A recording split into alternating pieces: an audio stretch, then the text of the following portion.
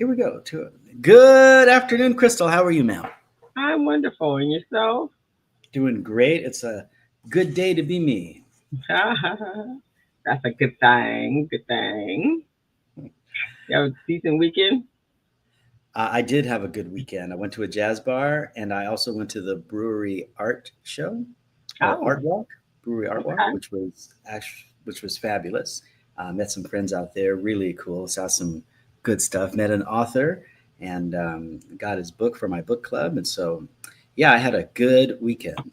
Good weekend. Good. Good for Yeah. you. Oh. How about you? Did you do something special? Yeah, I guess so. I was honored on Saturday from a women's group. Oh, good for Um, you.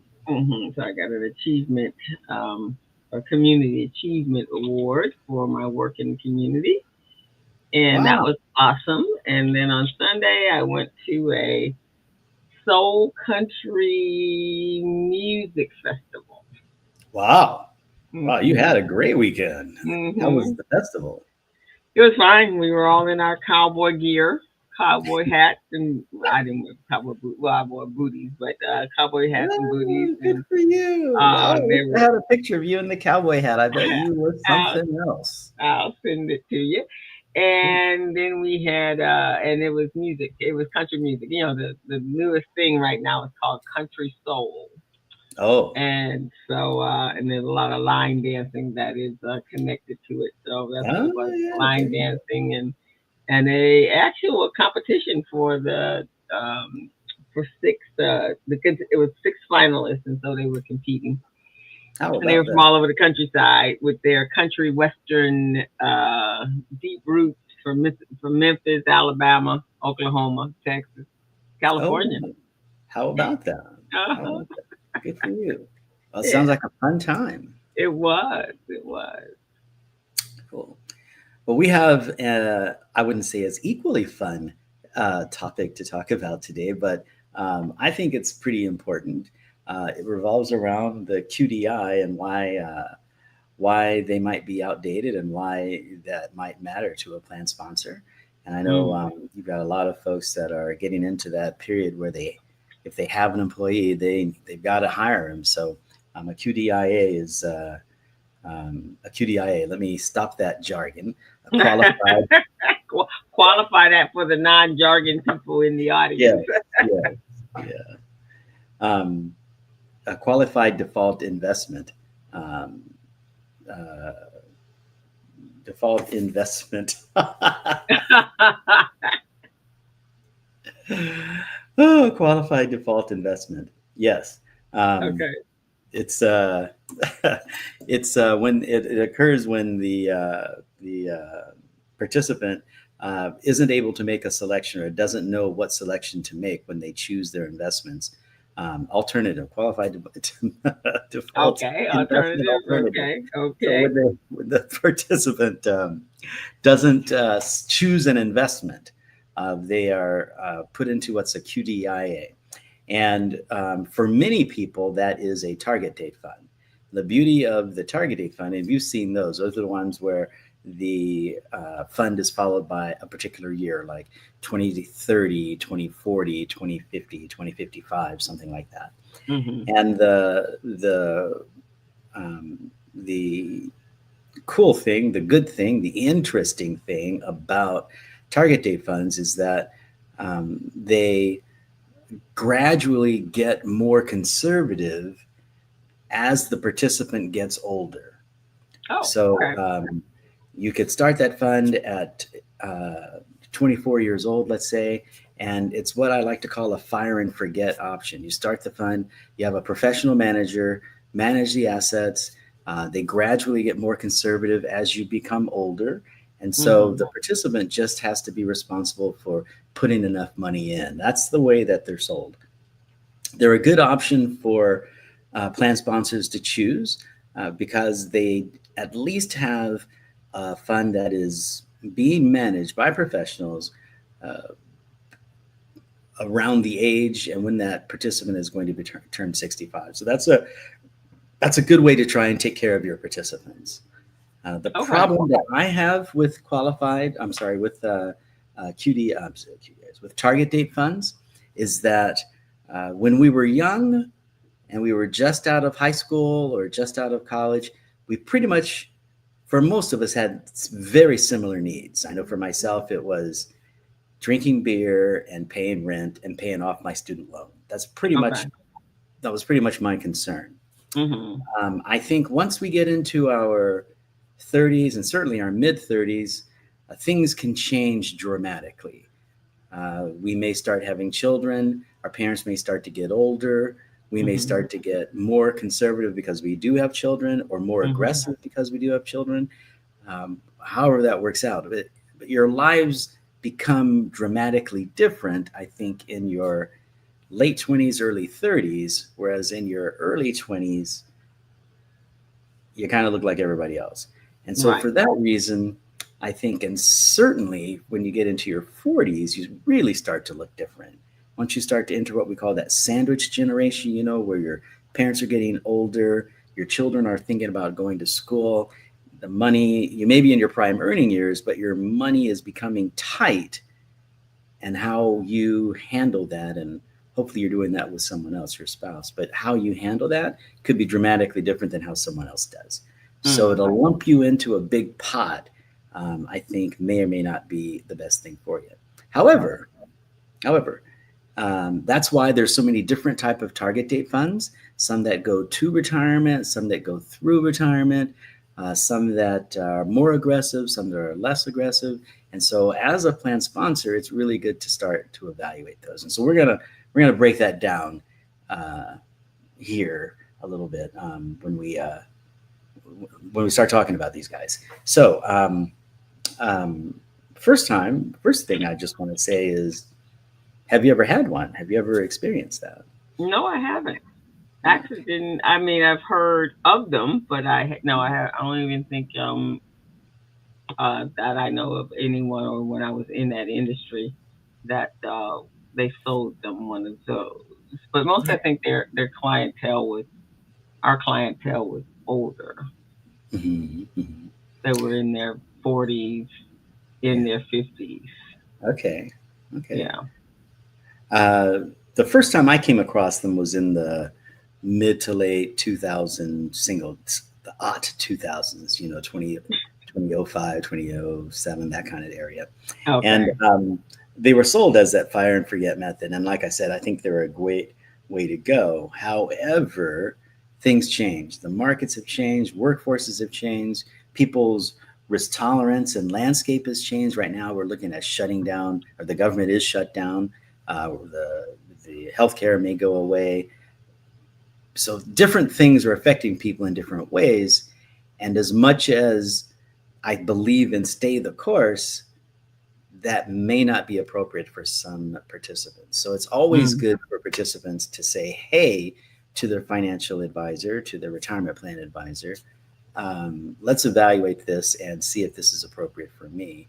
And to that end, it's appropriate for the plan sponsor to take a look and ask that financial advisor, hey, let's reevaluate this target date fund to see if it's appropriate. Definitely a good idea, but Mm.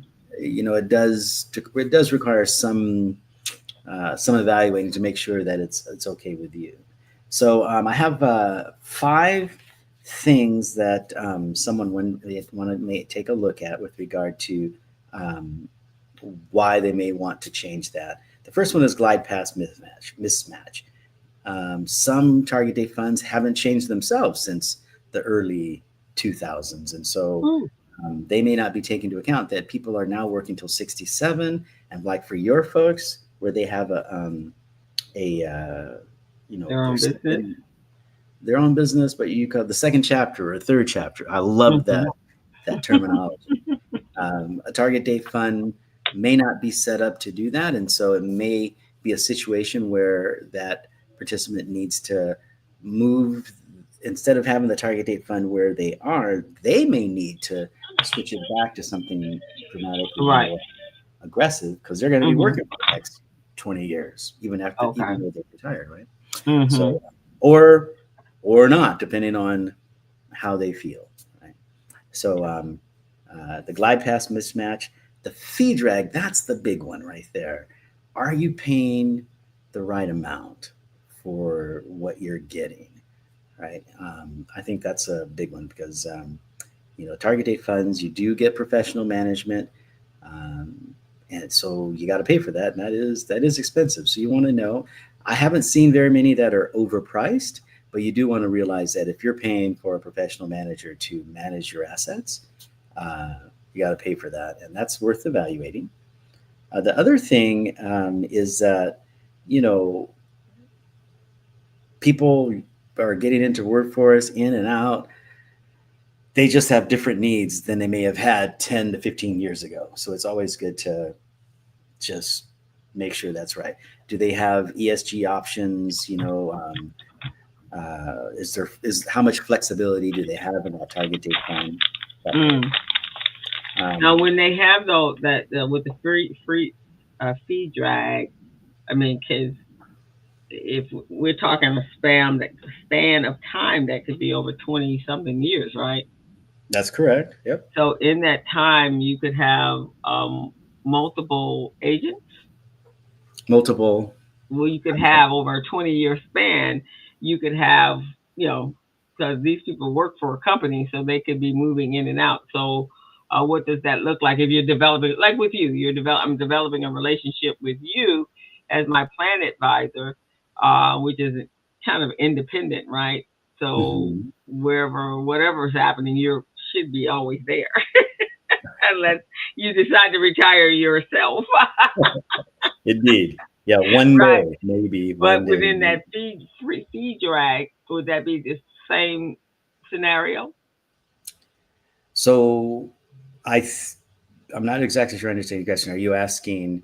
Because Um, you're saying if it's if you, when you're saying it's outdated, so if someone's monitoring I'm young and then I become more conservative, but this person that I've developed a relationship will know me, right? yes. And then so if that person leaves, then it's about developing a new relationship, right? In the real sense of the world, yes, you're absolutely correct, and it's a valid concern. Mhm. When you start working with someone, they get to know you, hopefully, right, and you get to know them. Mhm. There's a trust that's established there, and since they know you, they have a good idea as to what you mean when you say you are conservative or aggressive or what have you. And with the Mhm. aid of really great tools like the risk questionnaire, they can interpret that based on what you need and what you as a person. Right. Okay, so that's not the way target date funds work. Target date funds are the type of funds where the fund has that particular age and the fund manager is managing the fund. So they're really not managing your money. They're Oh, okay. managing The everybody's over. money. Okay. And a really interesting thing about target date funds is that even though they have those particular years, they actually gradually move to them. So someone who's in the 2045 fund, let's say, as they're becoming older, that target date fund is changing its uh, its amount of stocks versus bonds, maybe on a monthly, annual basis, right? So they're just not going to publish 2044, 2043, 2042, 2041. But you can rest assured that they are managing the assets based on that year, right? So they're Mm. always constantly managing, constantly rebalancing the fund, constantly keeping it appropriate for someone who's going to retire at 65 if they are 25 and then in their 30s and then in their 40s, right? Same group of assets, same funds. So that means they're not looking at you specifically, Okay. right? They're managing Okay. a group, which is kind Okay. of like what I was going back to before, right? You don't get personal management. Right? Okay. So lots of people get tripped up by that scenario. That's a great question to ask Okay. because they are managing the group.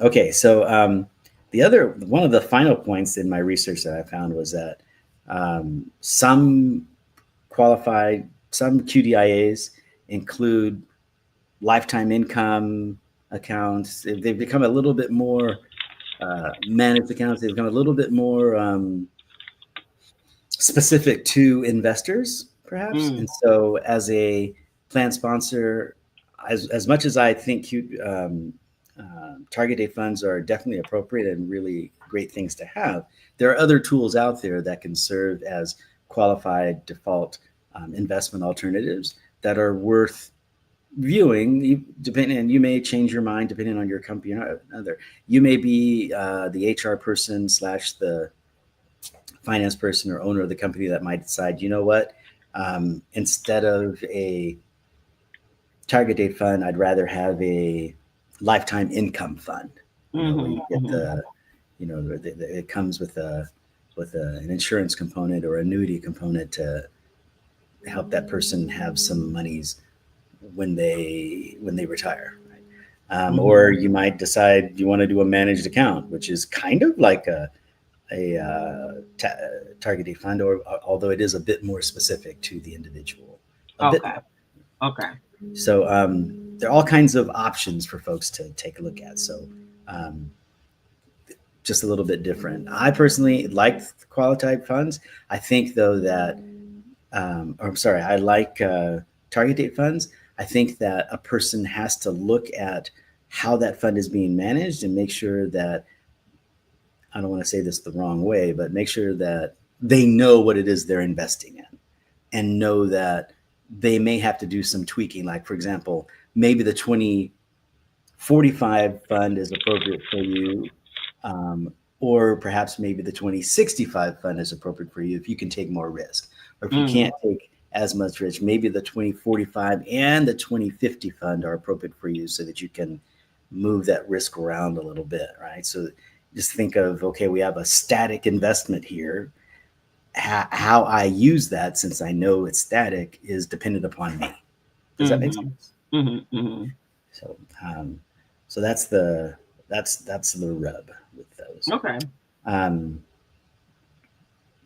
uh, I think though one of the things that I really like about taking a look at those plans is that if you let employees know that that's what you're doing, you're really, you're really, you're really, can we say, um, buttressing your plan and really allowing your employees to know that you're actually taking care of them and for their best interests. You're evaluating the investments that they have, right?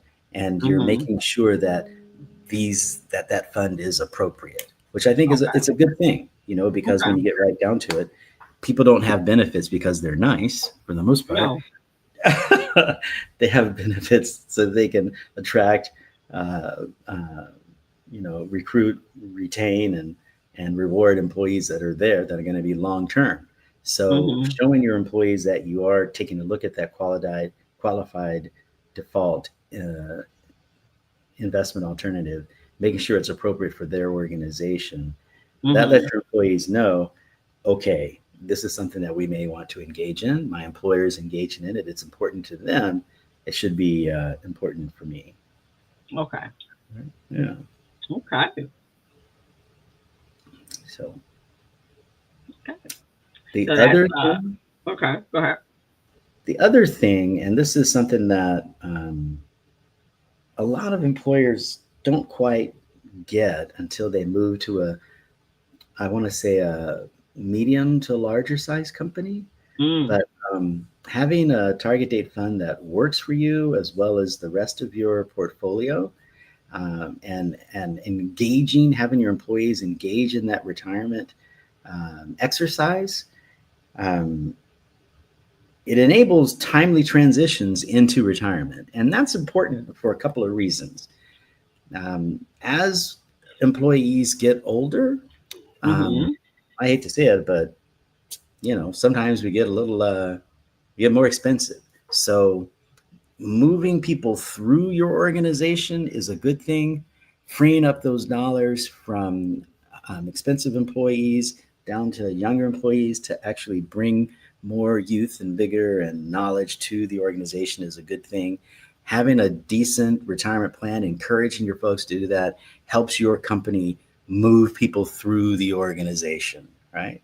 Mhm. So, as an employer, you kind of want to take a look at what is the life of the employee here, right? As I'm getting this employee here and I'm getting the good work out of them, and you've got the trade off or the contract. They're working for you. You're providing things to help them grow and become who it is they want to be. Mhm.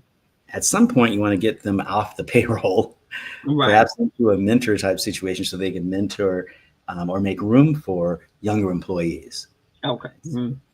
Yeah. Having a really good QDIA and I'm going to say a good fund lineup, and really encouraging your participants to take part in that helps you as the employer save money, because those folks that are making those high dollars are leaving your organization, which is creating opportunities for advancement, creating opportunities for younger people to come in, creating opportunities for your bottom line to go down as you keep that fresh blood coming into your organization. And however it is that you mentor those folks, that's a key component to keeping your costs down as well.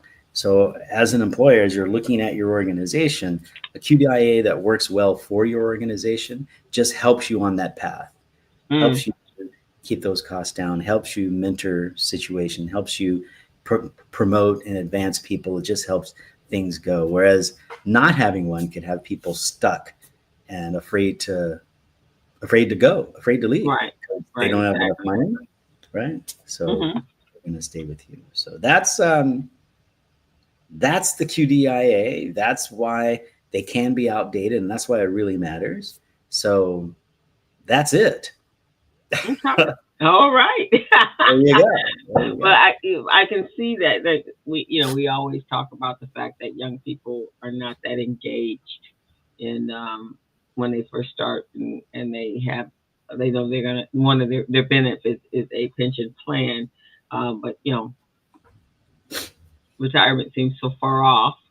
So Hmm. that actually would be a plus for that, is that you know they're not going to be engaged to take to some, not all, yeah, not going to be engaged. So this would be a great way, at least for the process, for the plan to show some growth and to be moving forward. So when they do engage, which is what probably in 10 years, 15 years, maybe possibly 20 years before they get ready to retire, then it just would, they don't have to play catch up if that was the Right. case, and everybody was doing what they were supposed to do. Makes sense Right. to me. Mhm. I'm so glad you brought that up. Because last week when we were talking about the auto enroll and auto escalade, I don't Mhm. think we talked about this topic very well. But this is a great time, because if someone is using a target date fund, let's say as a QDIA, as the QDIA, the qualified default investment alternative, if they're doing Mhm. that, and it's Mhm. appropriate for that person to um, put money into that fund, and that fund becomes less aggressive as they get older. If that's all working, but the participant isn't putting enough money in to reach the retirement goal, we have a problem. It becomes all for naught. And I Right. know lots of employers that don't take the time to talk to their participants about how important it is to start saving for your retirement. I know several young people who have come to me and said, my niece is one of them, why should I contribute? She's probably going to send me a letter now, or give me a call, but why should I contribute if the employer is not going to match, right? So let's say you have the standard safe harbor match. The employee puts in 5%, the employer puts in 4%, standard safe harbor. Put those two together, that gets you 9%. Mhm. Let's say many financial advisors suggest that most Americans ought to be putting in between 10 to 15% of their savings. I mean, if you can start younger, you're closer to that 10% mark, right? Mhm. Mhm. So if your employees, and lots of them do, have that mindset of, I'm only going to put in enough money to get the match, they still may not be putting in enough to actually to reach their retirement goal. Right. So it's imperative that employers uh, connect with their employees and get them to put in as much as they can. We have budgets. We can't just put all our Mhm. money into the retirement plan. but put in as much as they can, and to get to their retirement goal, and get to the point where they're putting in enough to reach the retirement goal. There's Okay. this mindset out there with younger participants, especially, that says, I'm not going to put in more than when I get the match. And I'm not sure where that comes from. I can deduce that perhaps it comes from a point of, well, you need to at least get the match, right? But Mm, I tell my young friends that it's not your employer's job to pay for your retirement. And the match is just a bonus, right? It's just right. a little bit of help. It's the job of the employee to save for retirement. You have to take Mm, that responsibility on yourself. right. So um, I don't see if you have. I don't see an option to have a bunch of investment options out there. Like uh, I don't know. I don't know. Some like I let's say a a savings account for a savings account, and another savings account and another savings account that you're putting money in at Right. various banks. I don't see the value of that if you haven't maxed out your 401k plan. Right. I don't see the value of having a Roth IRA outside of your of the Roth section of your 401k, unless you don't agree with the investments, unless you really have a strong reason to where you don't want to. But just because your employer is not going to match more is no Hmm. reason to go outside the retirement plan. Right. So Right. most people would do well by maxing out their retirement plan and then going outside to an IRA or a life insurance or an annuity program or what have you, right? So I think if you're in that position to where you're looking to invest, especially as a young person, and I would say young means anybody under the age of 60. If you're a young person, um, you really want to think careful about whose responsibility it is to save for retirement and how you can best use the tools that you have uh, in front of you, and don't get caught up in only contributing enough to get the match, because in general that's not enough to get you where you need to be in order to have a successful retirement. Now, do you think that's because they just don't understand the whole retirement, how it, the plan, how it works? I It's think not being clearly explained to them. I think that's part of it. I think that most folks in my position will say, and I've heard myself say it, at least get the match. Don't leave that money on the table. And Oh, I okay. think young people hear that as in, oh, I don't have to do anything more once I get the match. When in Mm, actuality, what we're saying is get the match, then do some more.